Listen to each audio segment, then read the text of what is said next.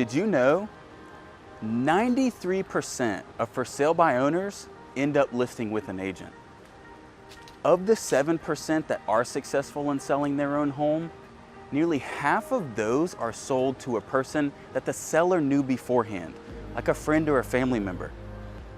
Did you also know that on average, for sale by owner closing prices are 30% less than homes sold using an agent?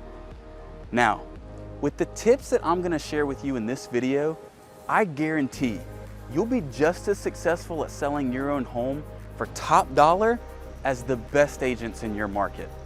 Now, you really don't wanna miss number 7. Are you ready? Here we go.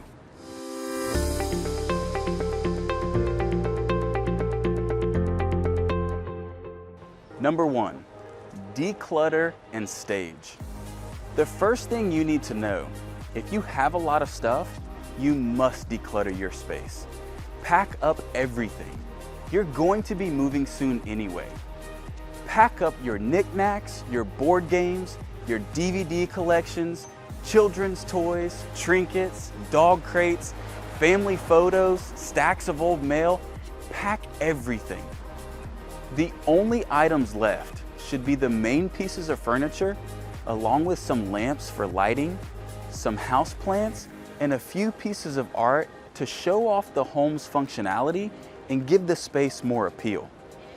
If potential buyers see a room packed with stuff, they'll instantly feel like the room doesn't have enough space for their own stuff, and it makes the home look smaller than it really is. If necessary, consider renting a storage unit for 30 days to get all of the stuff out of the way. You'll only need the unit for 30 days because you'll be moving very soon if you follow the tips in this video. Also, consider hiring a staging crew that can help you with decluttering and arranging the space to show off the home's appeal as functional and desirable. Take this a step further by fixing any minor imperfections that you see. This will include filling any nail holes, fixing any broken trim pieces, and touching up the paint. After a full deep clean, you should be good to go. Number 2, landscaping. Now that we've addressed the inside, let's talk about your home's exterior. Did you know that landscaping and curb appeal can account for as much as 15% of your home's overall value? This is crucial. Do not skip this step. If your landscaping is overgrown or even non-existent, you'll want to address this right away. Pull any weeds and clean up your garden beds. Fill in any bare spots with fresh flowers. Trim back any hedges or trees, especially ones that are up against the house. A few bales of pine straw or mulch will help to make the landscaping look well maintained. If you have debris or trash in your yard, you'll want to clean this up right away. Things like old cars or boats in the driveway should also be removed. If you have a pressure washer handy, clean away any grime or mildew from your home's exterior, including the driveway and the walkways. If you have the time and energy, all of this can easily be tackled in one weekend. When you post your home for sale online, this is going to be the view that buyers see first. You have about 3 seconds to capture their attention and get them to click on your house. If they don't like what they see, they'll simply scroll to the next house on the list and you've lost that opportunity for good. If this is not something you have the time and energy to tackle, call a few landscaping and pressure washing companies and have them give you a quote. If not, your home will likely sit on the market, resulting in 0 offers or lowball offers from prospective buyers, in which case you'll be tempted to drop the price several $1,000s anyway. It's better to spend this money up front than to reduce your price later. Number 3, photography. Now that your house is ready for sale, the next step is to have it photographed. Again, this step is very important, so you'll want to get this right. If you have a nice camera, this should be easy. Don't use your cell phone or that worn out old digital camera you bought 20 years ago. Investing in a professional photographer will guarantee that you have well-lit, high-resolution photographs that are edited for clarity and proper color. If your house falls in a higher price range and you really want to take your marketing to the next level, consider drone footage or a virtual tour. These services are offered by most real estate photographers. Remember, you have about 3 seconds to capture a potential buyer's attention. Having really nice photos ensures that they will click on your house and call you for an appointment to see your home. Number 4, the description. Take your time writing an enticing description that adds depth and detail to your photos. If you nail the description, potential buyers will swoon. But if you miss the mark, they'll feel uninspired or even worse, uninterested.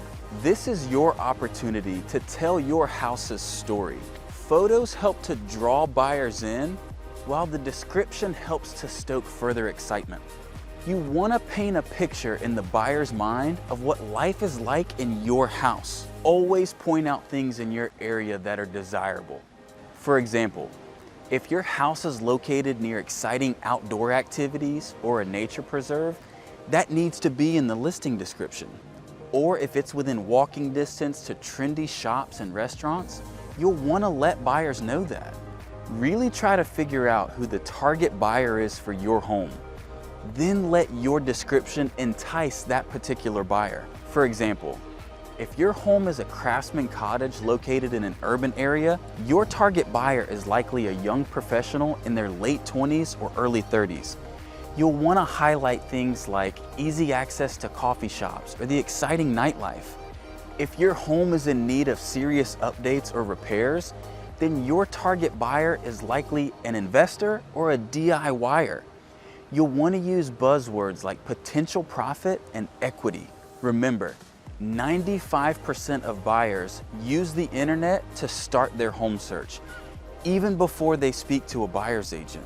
With so much activity happening online, marketing your home with professional photos and a well-written description is more important than ever. And one more thing, ditch the old marketing cliches. Won't last long, too good to pass up. Those don't work anymore. And for goodness sake, don't call your house a starter home. Number 5, make sure the price is right. I cannot stress how important this is. The first thing you need to know, whichever buyer you get for your house is going to order an appraisal.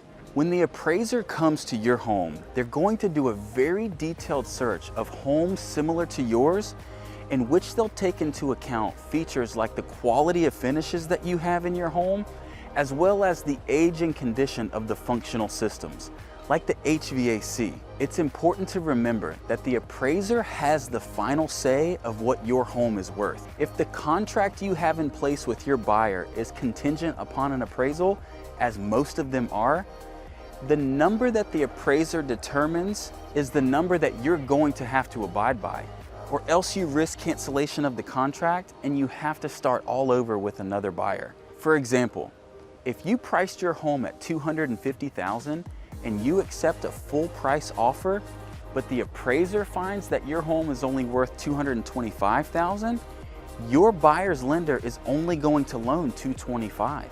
It won't matter that you and your buyer agreed to $250,000. The appraiser's word is final. So how do you determine the most accurate value for your home? There's a couple ways to do this. The first is you can reach out to a local agent, as most of them will offer a free comparative market analysis, or CMA. The only downside to this is that those agents will continue to call you if they know that you want to sell your house. They'll want you to work with them to sell your house. If you're determined to do this completely without the involvement of an agent, there are a few steps you can take to get an accurate value. Step number 1, stay off of Zillow. The Zillow Zestimate is not accurate.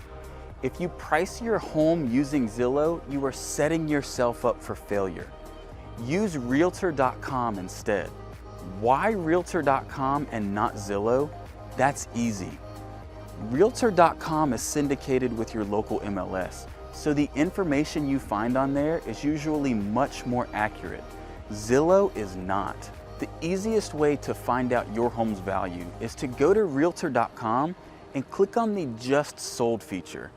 You want to identify other homes in your area that are similar to yours that have just sold. Do not take into account homes that are currently on the market.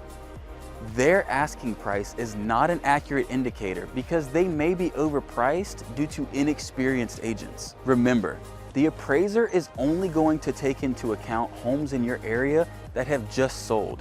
They will not use homes that are currently on the market. Try to identify homes in your area that are as close to your home's likeness as possible. For instance, if your home is a 1930s craftsman bungalow, you can't use the value of a 2-story new construction home in your area as a comparable. Remember, the appraiser is going to be looking for like-kind properties. And one last thing, when you go to price your home online, shoot for an even number.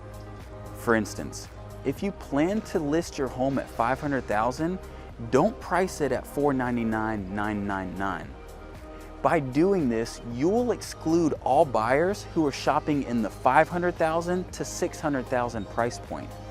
By listing at a clean, even number of $500,000, your home will show up in both buyers searching in the $400,000 to $500,000 price point, as well as the $500,000 to $600,000 price point. You literally double your buyer pool. This small adjustment will give you access to significantly more buyers. Number 6, document prep. You need to familiarize yourself with the paperwork and disclosures that you'll be required to sign during the sale of your home. This includes knowing the language of a purchase and sale contract along with any attached exhibits, the seller's property disclosure, the appraiser's report, the HOA disclosure, the lead-based paint disclosure, if applicable, just to name a few. There may also be instances where the original contract needs to be amended.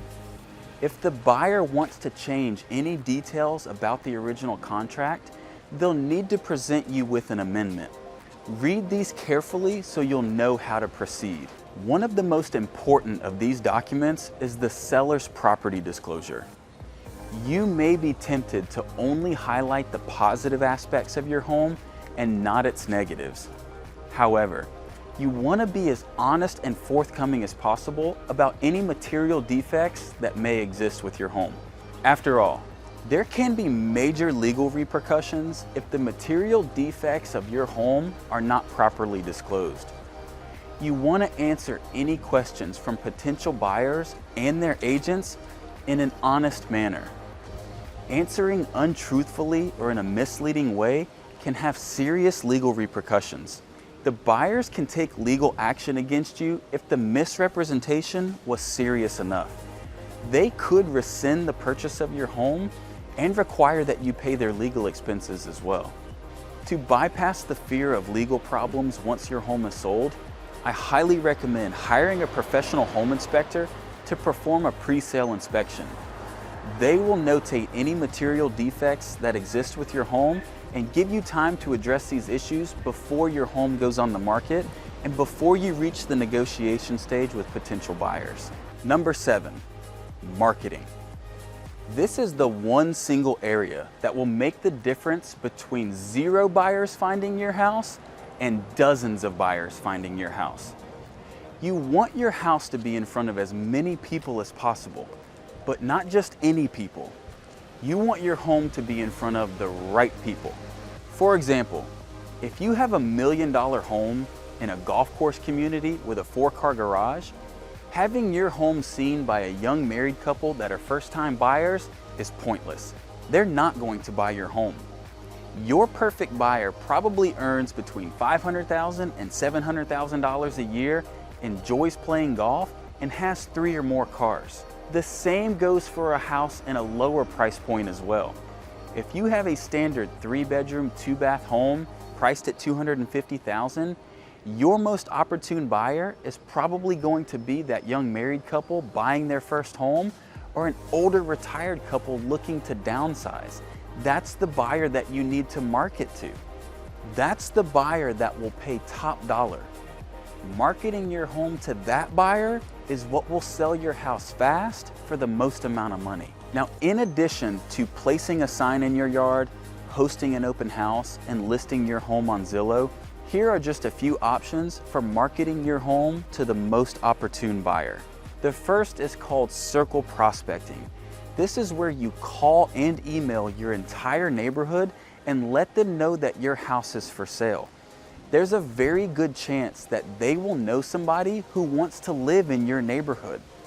You can purchase a list of all of your neighbors' phone numbers and email addresses from a marketing list broker online, such as dataaxle.com or datafinder.com.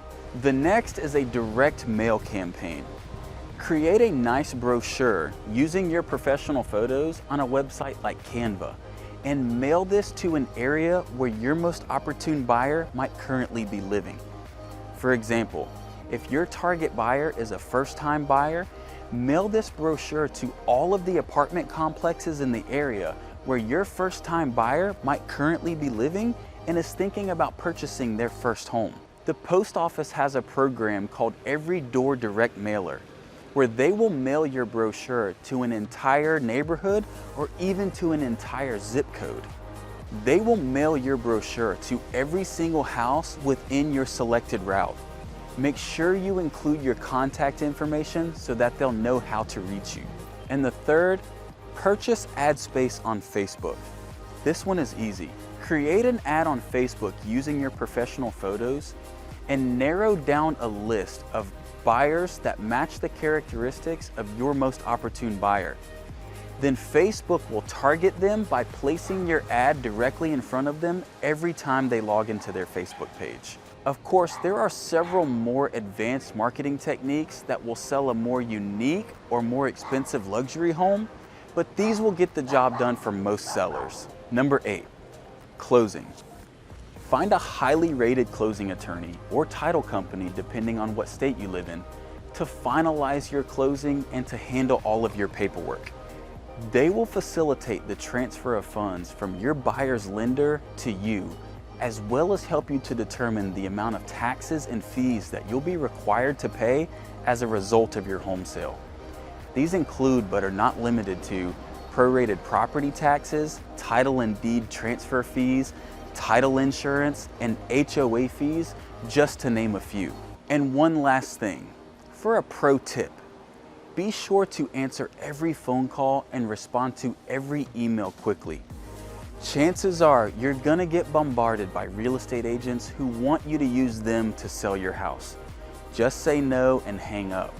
But you wanna make sure that you don't miss a single call or email from a potential buyer who wants to see your home.